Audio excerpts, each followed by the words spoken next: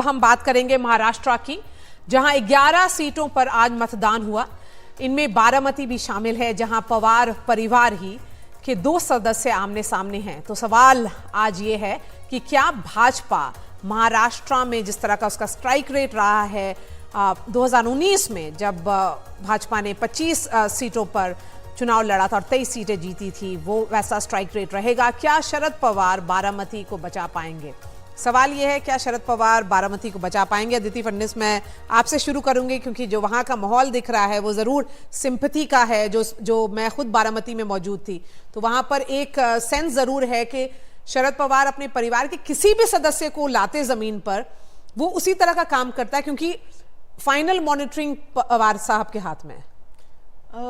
इसमें कोई शक नहीं है कि है सिंपैथी और थोड़ी बहुत सहानुभूति शरद पवार, मतलब शरद पवार और बारामती एक तरह से दोनों को अलग अलग नहीं किया जा सकता। वो दूध में पानी या पानी में दूध, ये सवाल है वहाँ पर। तो और इसमें कोई शक नहीं है कि अगर एक मॉडल कॉन्स्टिट्यूंसी के तौर पर बारामती उभर के आई है तो वो शरद पवार के ही श्रेय, मतलब उनको पूरा श्रेय देना चाहिए इसके लिए। प्रोग्रेसिव फार्मर, कोऑपरेटिव मूवमेंट, चाहे अब इसमें विसंगतियां आ गई हों, लेकिन एक तरह से शरद पवार ने ये सब कुछ खड़ा किया है। अब लोगों को लग रहा है कि अगर हम शरद पवार को वोट देते हैं तो हो सकता है हमारा वोट वेस्ट हो जाए, और यदि अजीत पवार को देते हैं तो शरद पवार की पीठ में छुरा भोंकना हो जाएगा। तो अब ये सब सवाल हैं, और थोड़ा केओस तो जरूर अमिताभ दिखा, एक सेंस ऑफ नॉस्टैल्जिया भी दिखा कि उन लोगों में ये भी लग रहा था कि शायद पवार परिवार एक साथ हो जाएगा फ्यूचर में और हम ही बटे रहेंगे। वो भी एक वोटर्स के बीच में सेंस है जी। बारामती में 93 सीटों में से सबसे कम वोटिंग हुई है, 47-48%। यानी क्लियरली वोटर कंफ्यूज है। पहली बात, किसको वोट करें? शरद पवार फैक्शन को वोट करें, अजीत पवार फैक्शन नहीं देना बेहतर है। और इन चाचा भतीजे की लड़ाई में हम क्यों खराब बने, क्योंकि वो भी क्वेश्चन मार्क है। क्योंकि इतनी फ्रेंडली फाइट थी ये दोनों के बीच में कि नहीं पॉलिटिकल राइवलरी सिर्फ है, बट परिवार जुटे हुए हैं आज भी। तो कहीं ना कहीं वोटर भी कंफ्यूज है कि क्या पता शरद पवार की पार्टी कल को एनडीए को जाके बाद में सपोर्ट कर दे। यू नेवर नो कि क्या होने वाला है वहां पर। तो कंफ्यूजन है और एक डिसकंटेंट भी है। ये जो इतनी तोड़ फोड़ हुई है पार्टीज में वहां पर, तो एक आम वोटर में कहीं ना कहीं डिस्कनेक्ट भी हो गया है कि भाई ये इस तरह की पॉलिटिक्स सही नहीं है। तो इन सारी बातों का मुझे लगता है मिला जुला करके असर हुआ है। रामकृपाल जी, मैं आपसे सवाल पूछूंगी मध्य प्रदेश और छत्तीसगढ़ पर, और उसके तरफ रुख करते हैं। 2 और राज्य यहाँ पर, मध्य प्रदेश की 9 और छत्तीसगढ़ की 7 सीटों पर आज वोट डाले गए। तो सवाल यह है कि क्या मध्य प्रदेश में तीसरे दौर की सभी 9 सीटें बरकरार रहेंगी भाजपा के साथ? क्या छत्तीसगढ़ में स्ट्राइक रेट और बढ़ा पाएगी भाजपा? देखिए,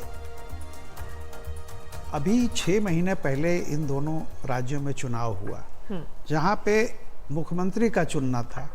तब भी बीजेपी को जितनी बड़ी सफलता मिली अप्रत्याशित, क्योंकि जो भी एजेंसीज या हम लोग सोच रहे थे उस तरह से नहीं हुआ।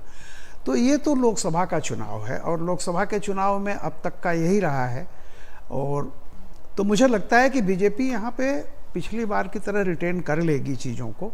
और जैसा कि आप कह रही हैं कि अब छत्तीसगढ़ में 6 महीनों में किसी सरकार का मूल्यांकन क्या होगा, मुझे नहीं लगता है कि कोई इतनी एंटी इनकम्बेंसी आई होगी कि लोग नाराज़ होंगे वहाँ पे।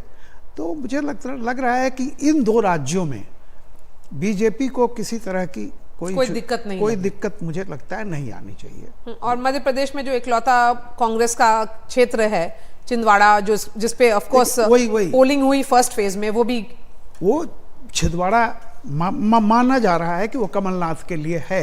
हालांकि बीच में जिस तरह से कमलनाथ और कांग्रेस का अंदरूनी वो हुआ, लगा कि बीजेपी में जाएंगे, फिर आया कि बीजेपी नहीं ले रही है, उनको कुछ कारण है, बीजेपी में ही विरोध होना शुरू हो गया था।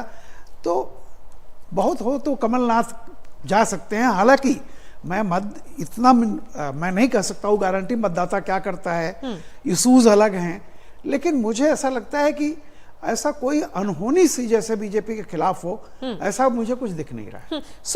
ये माना जाए अमिताभ कि ये जो बहुत सारे राज्य हैं जैसे मध्य प्रदेश, छत्तीसगढ़, जिस तरह से 2019 में रहा है भाजपा का परफॉर्मेंस 100% स्ट्राइक रेट की तरह, उसी तरह से इस बार 2024 में रहेगा, अगर वोटर परसेंटेज के कॉन्टेक्स्ट में बोलना बताएं। देखिए, वोटिंग परसेंटेज तो छत्तीसगढ़ में काफी अच्छी हुई है सारे फेजेस में। इस बार एमपी में भी अच्छी खासी वोटिंग हुई है।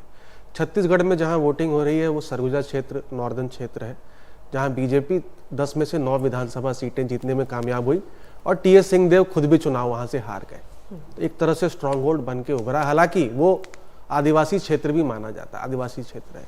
मध्य प्रदेश में भी इस बार मुझे लगता है जिस फेज में हुआ है उसमें राजगढ़ की एक सीट पर जरूर कांग्रेस को उम्मीद है कि दिग्विजय सिंह अपना लास्ट एक इमोशनल कार्ड खेल रहे हैं कि मेरा लास्ट चुनाव है, शायद वो वहां से जीत जाएं।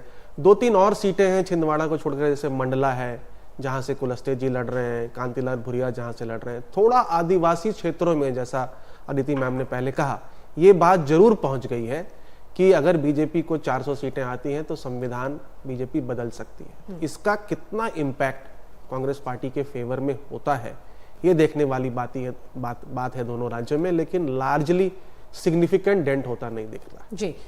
तो जी एक मैं केवल एक चीज कहूंगा, जो ये उत्तर भारत के जितने भी, चाहे मध्य प्रदेश हो, उत्तर प्रदेश हो, सर मैं देखिए एक ट्रेंड बता रहा हूं। 2014 से जो ओबीसी है, जो 50% यानी एक सेब को काट दीजिए आधा तो पिछड़ा है, आधे में 3 फांक होते हैं, सवर्ण, दलित, माइनॉरिटी, 17-18 17-18, लेकिन 50% जो पिछड़ा है उसका सबसे बड़ा चंक 2014 से मोदी के साथ, 17 में 7, 19 में 7, 22 में 7 और अभी 23 में मध्य प्रदेश का हुआ है। कंटिन्यूअसली वो चंक जो है वो बीजेपी के साथ इंटैक्ट है। तो सबसे बड़ी बात ये होती है कि आखिर इन 6 महीनों में ऐसा क्या जादू हो गया है कि वो चंक छोड़ के कहीं चला जाएगा, और जब तक वो नहीं जाता है, और जबकि असेंबली इलेक्शन में वो बिल्कुल ट्रेंड दिखा नहीं, बिल्कुल। तो इसलिए क्यों माने कि अभी जब प्रधानमंत्री का चुनाव है तो वो चंक मोदी को क्यों छोड़ेगा? जी बिल्कुल सही सवाल।